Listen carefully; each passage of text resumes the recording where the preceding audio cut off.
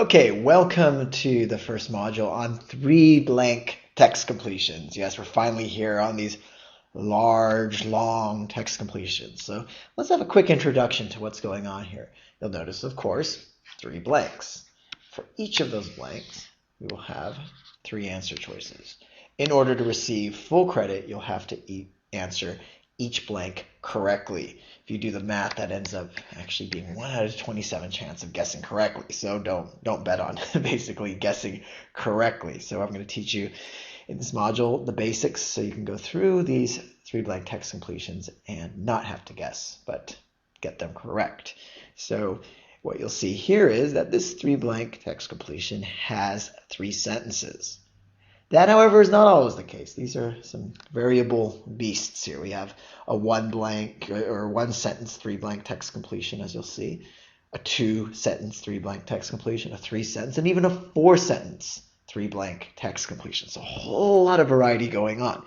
But strategies are very much the same. We want to read entire sentence, get ourselves through here. Once we do that, we want to break down that sentence, make sense of it. What's going on? So let's start that. Dostoevsky. And if you don't know how to say his name, D. D's characters are rarely blank. Now, what do you notice? Well, that very first blank, it could be any of these three words. So there's no way we can know without reading on. So continue reading. We get, in one chapter, a given character may hardly take part in the dialogue. This character's really not talking, often retreating blank to a corner of the room. Okay, so they're maybe retreating silently because they're not saying much.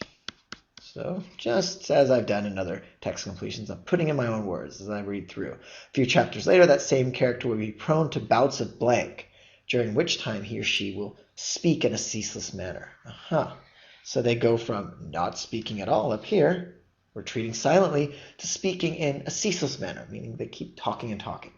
So his characters, they are rarely what? So now we can go back to this first blank. And this is really an issue of reading deep.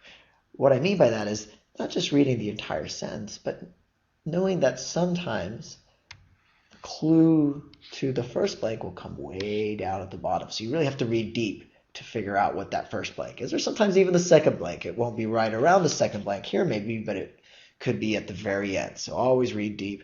Try to, again, create overall meaning, which we've done. And so now we can come up with a word for the first blank that his characters are rarely predictable or are rarely the same. And we look at these words, we see friendly. That is not what's going on here. Stable. Well, if something is the same, it's predictable, it's stable, and there's our answer. Forthright means honest. That doesn't quite work in the context.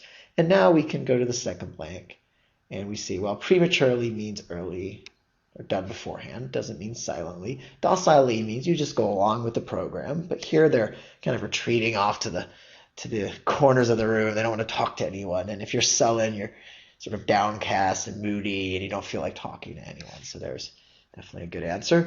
And then finally, we go to the third blank here, and we say, well, we need a word that means speaking in a ceaseless manner. So through process of elimination, lethargy means tiredness. That definitely doesn't work. Dementia, you're crazy, you're demented, you're insane. And here we see hysteria, but that doesn't necessarily mean you're insane. We just want you're speaking constantly as though you really have something to tell somebody. That's not dementia. And finally, the strange word, but through process of elimination, of course, that is actually the answer. Logorrhea, logo comes from the root for word. Rhea means lots of something, an outpouring. So basically an outpouring of words. So again, we went through here, we read the sentence or the text completion or the entire thing, and now we want to make sure, of course, that when we actually click, check on our answers, that they make sense. So it's good to plug them in and read through to make sure there is this coherent meaning. Okay, so coherent meaning. And let's try it. Dostoevsky's characters are rarely stable. In one chapter, a given character may hardly take part in the dialogue, often retreating sullenly to a corner of the room. A few chapters later, that same character will be prone to bouts of logorrhea, during which time he or she will speak in a ceaseless manner bordering on hysteria. So there we go. We've gotten the answers, and no longer is it 1 in 27, but it's, well, in this case, 1 for 1.